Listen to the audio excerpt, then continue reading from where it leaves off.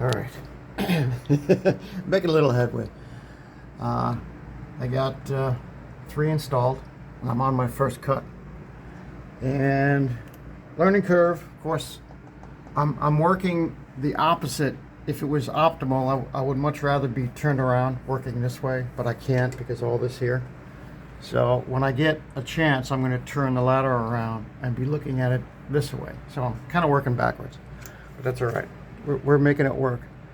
The first one I was going to show you, but I'm like, yeah, it's not going to make any difference. I tried to use the shorter fasteners to get to that meat, and it wouldn't stick. Then I used the longer fasteners to get to it, and that wouldn't stick. So I said, the heck with it. Let's just go. And I don't think you're going to be able to tell the difference. Hold on, I'm losing my voice. Okay. Yeah, I decided to just go with it, and you won't be able to see it. I don't even think, I can't even see it. You can see a little bit of a bow, but from down below, I don't even think it's going to be noticeable. And this one was tweaked. This board was tweaked. That's why you see the little bit difference here. It was a little bit cattywampus. Even though this is finger jointed, doesn't matter. Sometimes it still turns out that way. Now I'm getting ready for my first cut, and I have my template that came with the can right here. So I'm going to, hold on, I'm going to make sure nothing's going to fall off here. Yeah, all right. I got to make sure. So I'm going to use my template, and I'm going to kind of, I'm going to kind of just get it in the position, right? I might have to take this clamp down, even though it's handy, because, we'll work on it.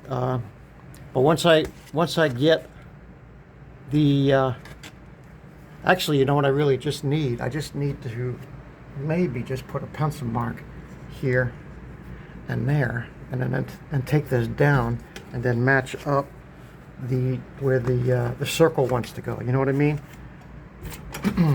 let me do that. I'll bring it back. All right. Not sure it's going to work out. We'll see. You see my pencil mark? Pencil mark. So now what I'm going to do is I'm going to pull this down, bring it out to the shop, take my little template with me, and I'm going to cut it from the back, because if you cut it from the front, even though you try not to, the plate, the little platform of my saw, even though it's rubber, it can scuff up the paint finish. So I don't want to do that. And I thought about taping it, but we'll see. We'll see when I get my skill saw out there and see what we can do with it. All right. Let me let's see. Yeah, let me pause you, and I'll bring you out to the shop when I get it set up. Hold on. All right, I'm back out in the shop. Here's my marks. So in theory, all I should really have to do is move my little template until I match my pencil mark. Right? Because the circle's not going to change. It doesn't matter where on the circle, as long as I get my lines matched up. That should be my circle right there, or my cut, I should say. And here's what I was saying about my jigsaw. See even though it's a plastic, and I think this thing comes off. I could probably put some tape on here. I'm going to change this blade out, get a new blade.